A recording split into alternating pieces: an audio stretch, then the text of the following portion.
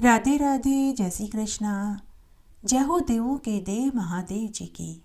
आइए आज हम फाल्गुन मास के तीसरे दिन शिव महापुराण के आगे का महात्म्य सुनते हैं।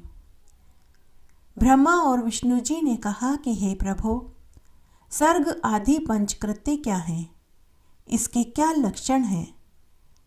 तब महादेव जी बोले कि मेरे सारे कार्य ज्ञान गाहे हैं। हे ब्रह्मन, हे विष्णु, सृष्टि स्थिति संहार तिरोभाव अनुग्रह, ये मेरे 5 कृत्य जगत में नित्य सिद्ध हैं। इसमें संसार के आरंभ का नाम सर्ग, उसके रखने का नाम स्थिति, नष्ट, संहार, अदल बदल, उत्क्रम, तिरोभाव और संसार या सर्ग से मुक्त होने का नाम अनुग्रह है। यही मेरे 5 कृत्य हैं। इन्हीं कर्मों के द्वारा मैं संसार का संचालन करता हूँ। इसमें जो सर्वदा मुझ में स्थित रहता है वही मुक्त है। इन 5 कृत्यों को चलाने के लिए मेरे पास 5 मुख हैं। चारों दिशाओं में 4-4 मुखों के मध्य में 5वां मुख है, जिसे विद्वान जानते हैं। हे वत्स, तुम दोनों अपनी तपस्या से सृष्टि और स्थिति इन 2 कृत्यों को प्राप्त किया है। ऐसे ही रुद्र और महेश ने भी सहरण और तिरोभाव ये दोनों कृत्य प्राप्त किए हैं, परंतु अनुग्रह नाम वाला 5वां कृत्य कोई भी न पा सका। अति प्राचीन होने से तुम दोनों अपने उस कर्म को भूल गए हो, परंतु रुद्र और महेश नहीं भूले। तब तुम्हारे भूलने से सृष्टि की स्थिति के लिए रूप, यश, कृत्य, वाहन, आयुधादि सबको मुझे अपने योग्य संग्रहण करना पड़ा, क्योंकि तुम में मूर्ता आ गई। और महेश ने दान और रूप दोनों का संरक्षण किया। अब यदि तुम चाहते हो कि मेरा ओंकार नामक मंत्र अब से जपो, जिसके जप से तुम में मान न उत्पन्न हो, क्योंकि मेरे मुख से निकला हुआ एवं उत्पन्न हुआ ओंकार मेरा मंत्र, उपदेश और बोधन है। यही मेरा वाचक और मैं वाच्य हूँ। यह मंत्र मेरी आत्मा है और इसका स्मरण करना ही मेरा स्मरण है। श्री नंदकेशर कहते हैं कि उमा सहित महादेव ने उत्तर की ओर मुख करके ब्रह्मा और विष्णु को इसी मंत्र का उपदेश देकर गुरु मंत्र दिया। तब से ब्रह्मा और विष्णु उनके आत्मा रूप हो गए और उन्होंने अपने को शिवजी को समर्पण कर दिया। तब ब्रह्मा और विष्णु ने देवाधिदेव महादेव जी से हाथ जोड़कर कहा कि हे सर्वेश, आपको नमस्कार है। हे संसार के रचयिता, हे 5 मुख वाले, आपको प्रणाम है। अब इस प्रकार स्तुति कर दोनों ने सकल निष्कल गुरुदेव महादेव जी को नमस्कार किया। तब महादेव ईश्वर बोले कि हे पुत्रों, मैंने तुमसे सभी तत्वों का वर्णन करके यह मंत्र भी बताया है, जिसका जाप करके मेरे स्वरूप का प्रत्यक्ष जान सकते हो। मेरा बताया हुआ यह मंत्र भाग्य विधायक और सब प्रकार के ज्ञान को देने वाला है। जो इसे चतुर्दशी के दिन जपता है, यदि आद्रा सूर्य गति की होती है तो एक ही मंत्र का जाप करोड़ गुना हो जाता है। इसमें प्रातः संध्या समय मेरा दर्शन भी उक्त फल देता है। मेरे लिंग और बैर, इन्हीं दोनों का पूजन करना उत्तम है। ओंकार मंत्र से लिंग का और पंचाक्षर मंत्र से बैर का पूजन करने से विशेष फल की प्राप्ति होती है। ऐसा करने से मेरा पद सुलभ हो जाता है। ब्रह्मा और विष्णु को ऐसा उपदेश देकर महादेव जी अंतर्ध्यान हो गए। यह सुनकर ऋषियों ने पूछा कि हे सूत जी, कैसे लिंग की स्थापना करनी चाहिए, उसके क्या लक्षण हैं, जिस देश अथवा काल में जिस प्रकार उसका अर्चन करना योग्य है, कृपा करके आप हमें विस्तार से बताइए। तब सूत जी बोले कि हे ऋषियों, गंगा आदि पवित्र नदियों के तट पर अथवा जैसी इच्छा हो वैसे ही लिंग की प्रतिष्ठा करें, किंतु पूजन नित्य होता रहे। पृथ्वी संबंधी द्रव्य जल में अथवा तेजस अर्थात धातु आदि से बना हुआ जैसी रुचि हो वैसे लिंग का रोपण करें। चर मूर्ति बनानी हो तो छोटी बनावें, अचर बनानी हो तो बड़ी बनावें। शिव जी के लक्षणों से संयुक्त सिंहासन पर मूर्ति को विराजमान करावें। मिट्टी, पत्थर, लोहा आदि के सांचे से इन्हीं धातुओं का 12 अंगुल का लिंग उत्तम होता है। यदि इससे न्यून होगा तो न्यून फल देगा।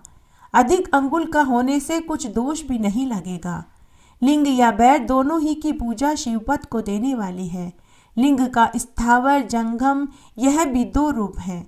स्थावर लिंग तरु, गुल्म, लता आदि हैं और जंगम लिंग कृमि, कीट आदि है। विद्वान जन स्थावर जंगम में इन्हीं को संभालकर इनमें सुखपूर्वक अनुराग रखते हुए इस प्रकार की शिव पूजा करते हैं। और कोई भक्त श्री शिव जी की गोद में श्री उमा को बैठाकर उन भगवान की पूजा करते हैं।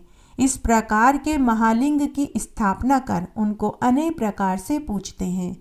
गुरु से जानकर स्नान, वस्त्र, गंध, पुष्प, धूप, दीप, तांबूल, नैवेद्य, अर्घ, तर्पण और नमस्कार आदि करें।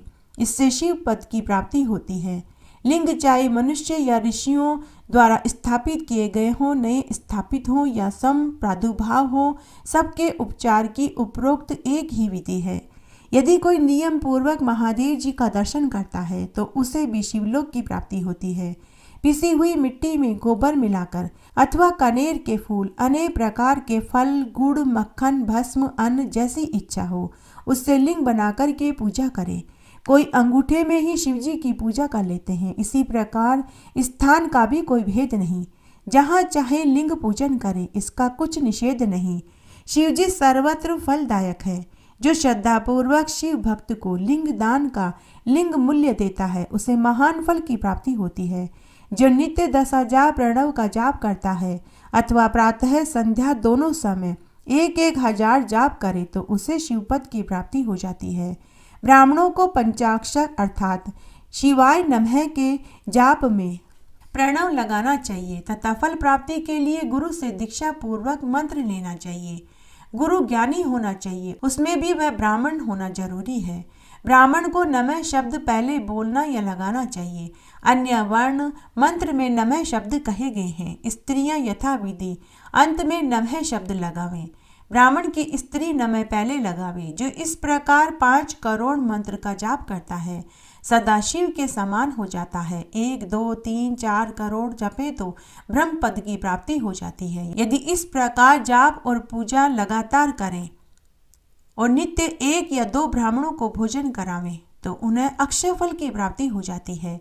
यदि कोई ब्राह्मण नित्य प्राय 1008 गायत्री मंत्र का जाप करता है, नित्य वेद मंत्र सूक्त को जपे तो वह शिवपद को प्राप्त होता है। इसके अतिरिक्त और भी बड़े बड़े मंत्र कहे गए हैं जिनके जपने और वेद का पारायण करने से शिवपद की प्राप्ति होती है। मंत्रों में भी मंत्र अपने को प्रिय लगे उसे ही जपे। यदि कोई ओम इस मंत्र को 1000 बार जपता है तो उसके सभी मनोरथ पूर्ण हो जाते हैं। विद्वान को चाहिए कि वह आमरण शिव क्षेत्र में निवास करे। जहाँ कहीं मनुष्यों द्वारा लिंग पथराया हो वहाँ 100 हाथ तक वह क्षेत्र पुण्य क्षेत्र कहलाता है। वहाँ जो भी पुण्य कर्म किया जाता है उसका 100 गुना फल मिलता है। और जहाँ ऋषियों ने लिंग पथराया हो वहाँ 1000 हाथ तक, और जो लिंग सम निकले वहाँ 4000 हाथ तक की दूरी शिव क्षेत्र मानी जाती है। उसका पुण्य तो और भी अधिक मिलता है।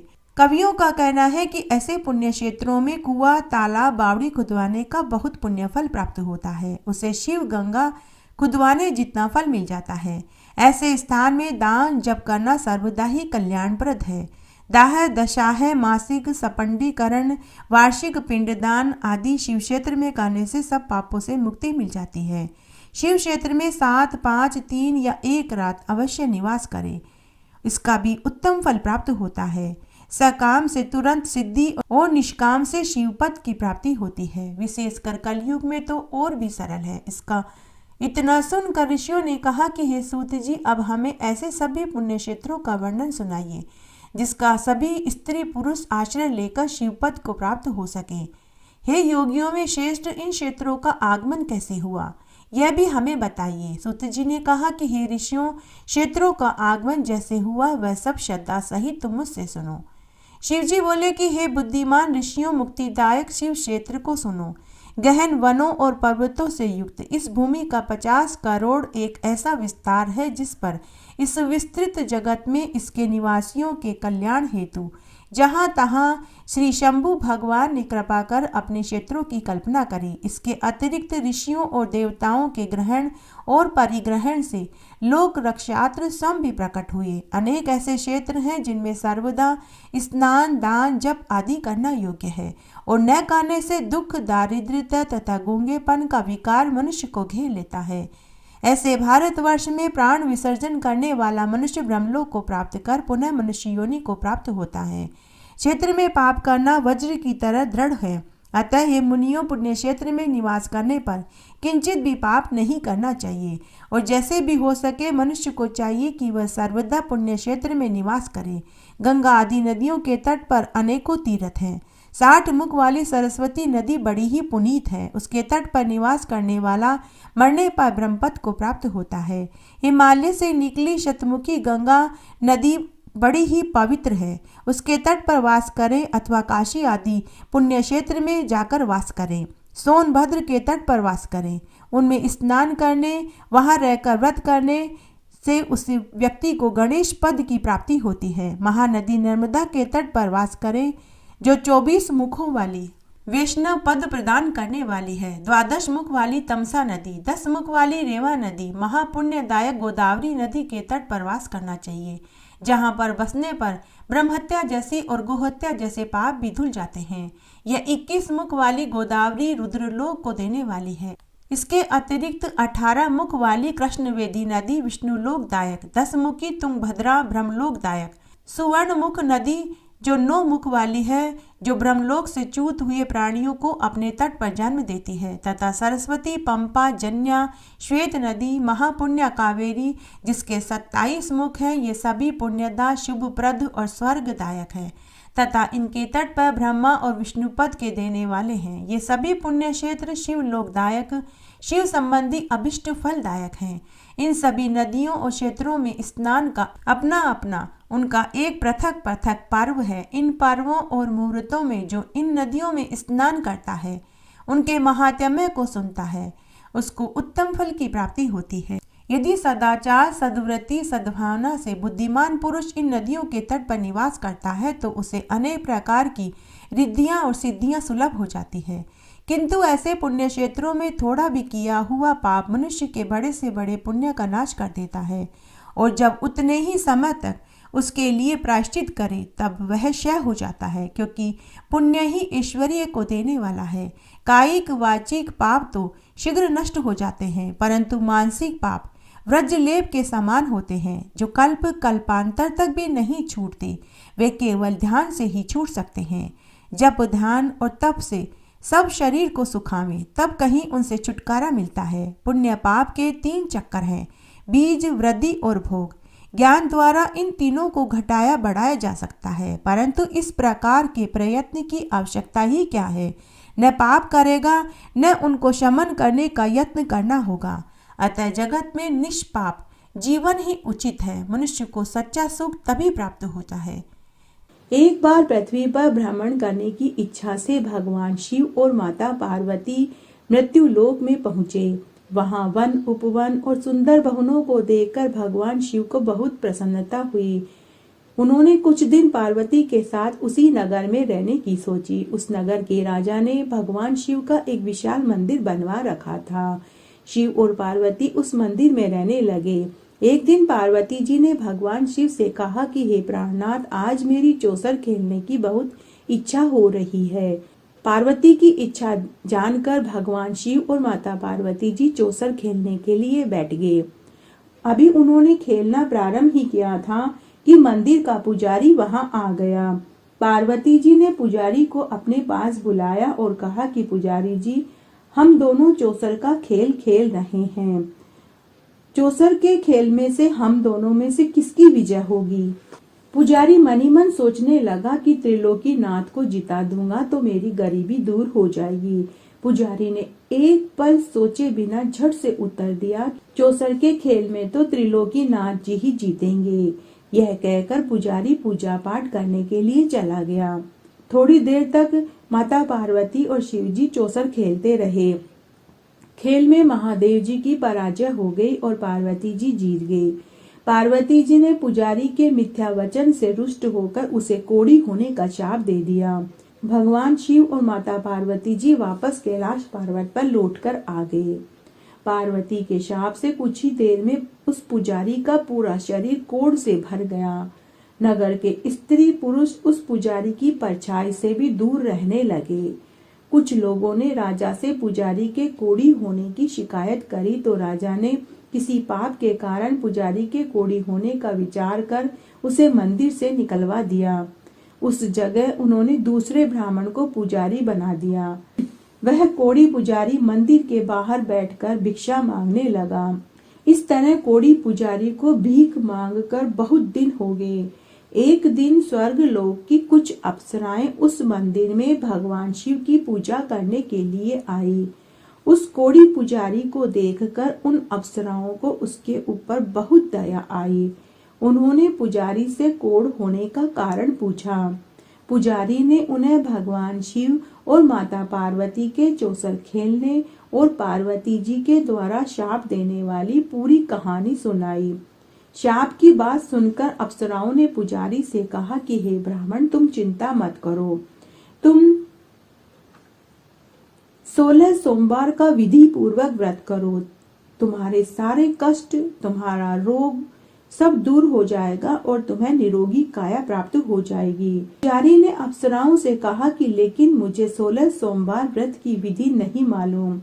उसकी बात सुनकर अप्सराओं ने उसे 16 सोमवार के व्रत की पूरी विधि बताई और कहा कि सोमवार के दिन ब्रह्म मुहूर्त में उठकर स्नान करने के बाद स्वच्छ वस्त्र धारण करना, आधा सिर गेहूं का आटा लेकर उसके 3 भाग करना, फिर घी का दीपक जलाना, गुड़ नैवेद्य, बेलपत्र, चंदन, अक्षत, फूल, पूंगी फल, जनेऊ का जोड़ा लेकर प्रदोष काल में 1 भाग भगवान शिव को अर्पण करना, शेष 2 भाग को भगवान का प्रसाद मानकर वहां उपस्थित सभी स्त्री पुरुषों और बच्चों में बांट देना। इस तरह व्रत करते हुए जब 16 सोमवार बीत जाए तो 17वें सोमवार को 1 पाव आटे की बाटी बनाकर उसमें घी गुड़ बनाकर उसका चूरमा बनाना, फिर भगवान शिव को भोग लगाना और उस प्रसाद को सभी स्त्री पुरुषों और बच्चों में बांट देना। इस तरह 16 सोमवार व्रत करना, व्रत की कहानी सुनना, शिव महापुराण का महात्म्य सुनना, इससे भगवान शिव तुम्हारे इस कोढ़ को दूर कर देंगे और तुम्हारी सभी मनोकामनाएं पूरी हो जाएगी। ऐसा कहकर वह सभी अप्सराएं वापस स्वर्गलोक को चली गई। पुजारी ने अप्सराओं के कहे अनुसार विधिवत 16 सोमवार का व्रत किया तो भगवान शिव की अनुकंपा से उसका कोढ़ दूर हो गया और राजा ने पुनः उसे मंदिर में पुजारी बना दिया। मंदिर में भगवान शिव की पूजा करता हुआ ब्राह्मण पुजारी आनंद से जीवन व्यतीत करने लगा। कुछ दिनों के बाद पुनः पृथ्वी का भ्रमण करते हुए भगवान शिव और माता पार्वती जी उसी मंदिर में आए। पुजारी को स्वस्थ देखकर माता पार्वती ने आश्चर्य से उसके रोग मुक्त होने का कारण पूछा तो पुजारी ने उन्हें 16 सोमवार व्रत की सारी कथा सुनाई। तब पार्वती जी भी 16 सोमवार व्रत की बात सुनकर बहुत प्रसन्न हुई और उन्होंने पुजारी से 16 सोमवार व्रत की पूरी विधि पूछी और माता पार्वती जी ने भी 16 सोमवार का व्रत करना शुरू कर दिया। पार्वती जी उन दिनों अपने पुत्र कार्तिकेय के नाराज होकर चले जाने से बहुत चिंतित रहती थी। वे कार्तिकेय के लौट आने के अनेक उपाय कर चुकी थी, लेकिन कार्तिकेय लौटकर नहीं आ रहे थे। 16 सोमवार का व्रत करते हुए पार्वती ने भगवान शिव से कार्तिकेय के लौटने की मनोकामना मांगी। व्रत समापन के तीसरे दिन एक दिन सचमुच कार्तिकेय वापस लौट आए। कार्तिकेय ने अपने हृदय परिवर्तन के संबंध में माता पार्वती से पूछा कि हे माता, आपने ऐसा कौन सा उपाय किया जिससे कि मेरा क्रोध नष्ट हो गया और मैं आपके पास वापस लौट आया। तब पार्वती जी ने मुस्कुराते हुए कार्तिकेय को 16 सोमवार के व्रत की कथा का महात्म्य सुनाया। कार्तिकेय अपने एक ब्राह्मण मित्र के परदेश चले जाने से बहुत दुखी था। वह मित्र वापस नहीं लौट रहा था। उस मित्र को वापस लौटाने के लिए कार्तिकेय ने भी 16 सोमवार का व्रत की विधि माता पार्वती जी से पूछी। माता पार्वती जी ने कार्तिकेय को 16 सोमवार की व्रत की पूरी विधि बता दी। कार्तिकेय ने 16 सोमवार का व्रत करते हुए ब्राह्मण मित्र के वापस लौट आने की कामना करी। व्रत के समापन के कुछ दिनों बाद मित्र लौट आया।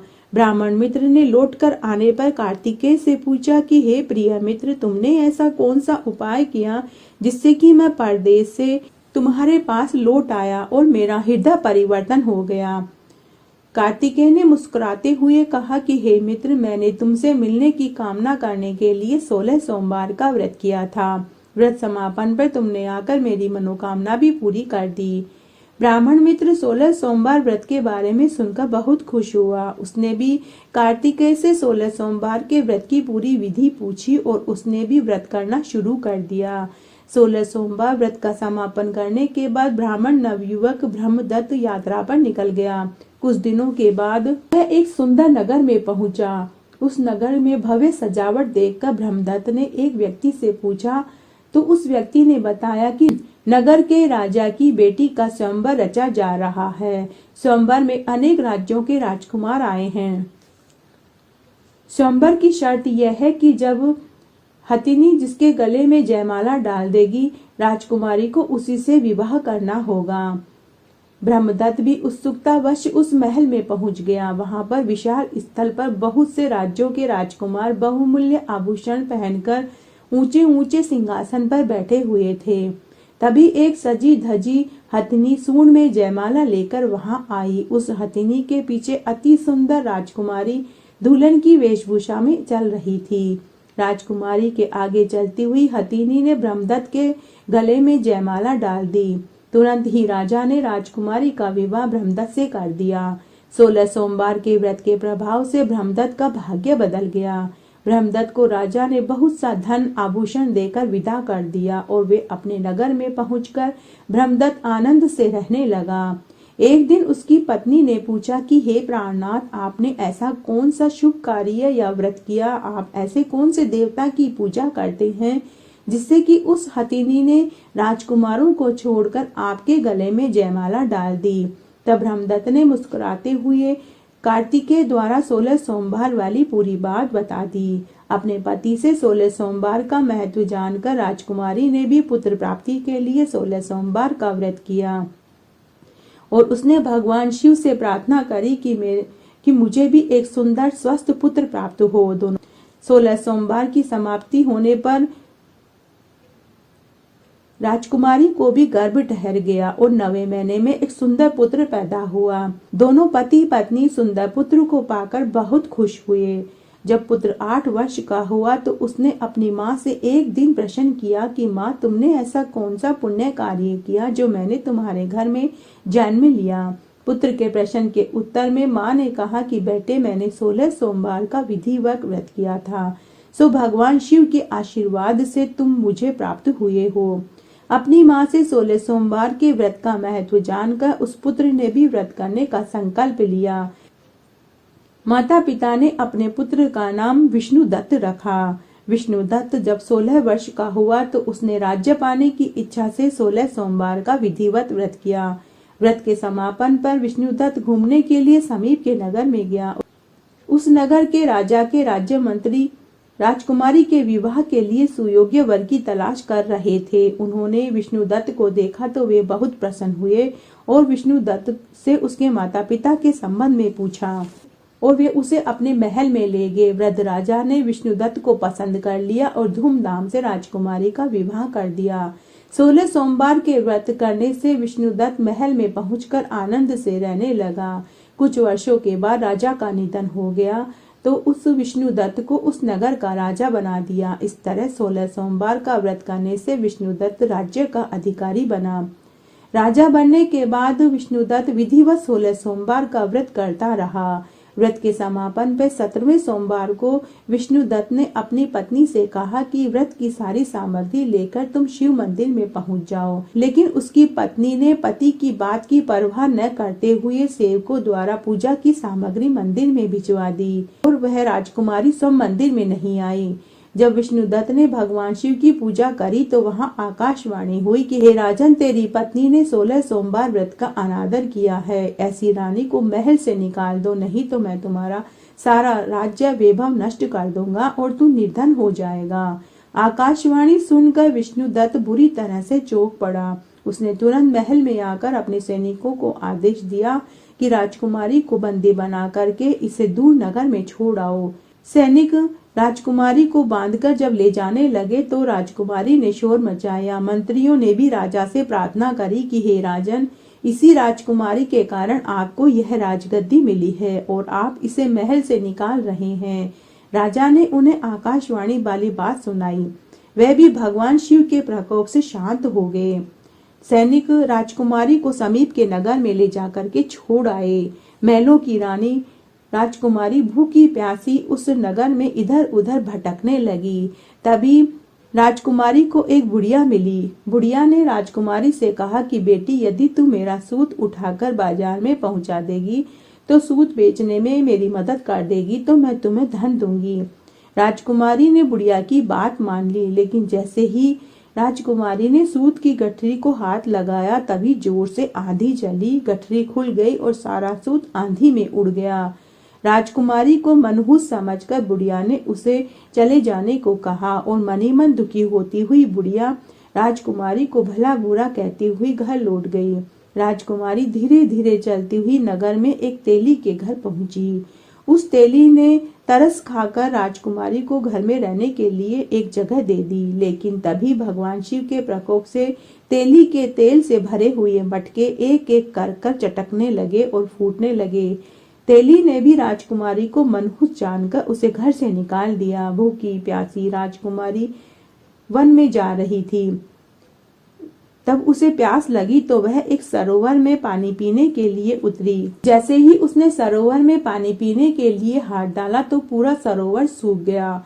अपने भाग्य को कोसती हुई राजकुमारी आगे चल दी। चलते चलते जंगल में पहुंची। उस जंगल में एक तालाब था जो निर्मल जल से भरा हुआ था। उसे देखकर राजकुमारी वापस पानी पीने के लिए गई। जैसे ही राजकुमारी ने सीढ़ियां चढ़कर जल को स्पर्श किया, उसी समय उस जल में असंख्य कीड़े उत्पन्न हो गए। रानी दुखी हो गई और गंदे जल को पीकर उसने अपनी प्यास शांत करी। दोपहर की धूप से परेशान होकर राजकुमारी ने एक पीपल की छाया में बैठकर कुछ देर आराम करना चाहा। उस पेड़ के पत्ते पल भर में टूटकर बिखर गए और वह पेड़ सूख गया। दूसरे पेड़ के नीचे जाकर बैठी तो वह पेड़ जल गया। रानी तीसरे पेड़ के नीचे जाकर बैठी तो वह पेड़ गिर गया। यह देख वहां पर गायों के चरवाहे और ग्वाले बहुत हैरान हो गए। ग्वाले ने उन मनहूस राजकुमारी को पकड़कर समीप के मंदिर पुजारी जी के पास ले गए। रानी के चेहरे को देखकर पुजारी जान गया कि यह कोई बड़े घर की नव युवती है। दुर्भाग्यवश ये दर दर भटक रही है। पुजारी ने राजकुमारी से कहा कि पुत्री, तुम चिंता मत करो, मेरे साथ इस मंदिर में रहो, कुछ ही दिनों में सब ठीक हो जाएगा। पुजारी की बातों से रानी को कुछ तसल्ली मिली। राजकुमारी उस मंदिर में रहने लगी, लेकिन उसके भाग्य में कोई परिवर्तन नहीं हुआ। रानी भोजन बनाती तो सब्जी जल जाती और आटे में कीड़े पड़ जाते, जल में बदबू हो जाती। पुजारी भी रानी के दुर्भाग्य से चिंतित हुआ। उसने कहा कि हे पुत्री, अवश्य ही तुझसे कोई अनुचित काम हुआ है, तुझसे कोई देवता नाराज है, तभी तुझे ये कष्ट भोगना पड़ रहा है। पुजारी की बात सुनकर राजकुमारी ने अपने पति के आदेश पर मंदिर में न जाने और शिव की पूजा में शामिल न होने वाली बात बताई।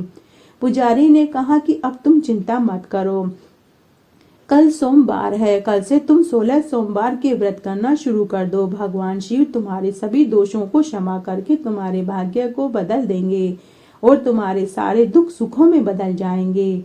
पुजारी की बात मानकर राजकुमारी ने 16 सोमवार के व्रत करने शुरू कर दिए। सोमवार को व्रत करके विधिवत शिव जी की पूजा करी, कथा कहानी सुनी।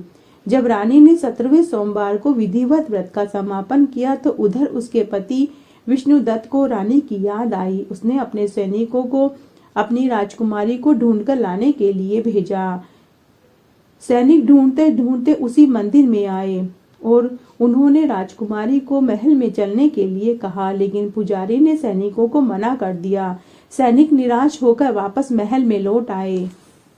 उन्होंने लौटकर राजा को पूरी बात बताई। राजा विष्णुदत्त स्वयं उस मंदिर के पुजारी के पास पहुंचे और रानी को महल में ले जाने के लिए पुजारी से क्षमा मांगने लगे। पुजारी ने राजा से कहा कि यह सब भगवान शिव के प्रकोप के कारण हुआ है, इसलिए रानी अब कभी भगवान शिव की पूजा की अवहेलना नहीं करेगी। पुजारी ने समझा बुझाकर रानी को विदा कर दिया।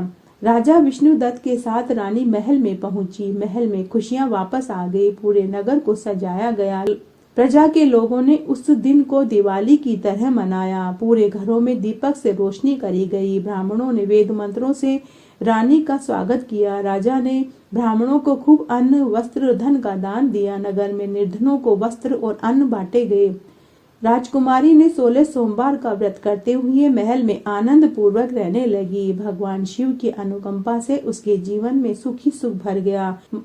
16 सोमवार का व्रत करने, कथा सुनने और महाशिव पुराण का महात्म्य सुनने से मनुष्य की सभी इच्छाएं पूरी होती है और जीवन में किसी चीज का कोई अभाव नहीं रहता। स्त्री पुरुष आनंद पूर्वक जीवन यापन करते हैं और मरने के बाद शिवलोक को प्राप्त होते हैं। इस तरह आज हमने फाल्गुन मास के तीसरे दिन श्री शिव महापुराण का महात्म्य सुना। आशा करती हूँ आपको इस महात्म्य को सुनने का संपूर्ण फल प्राप्त होगा।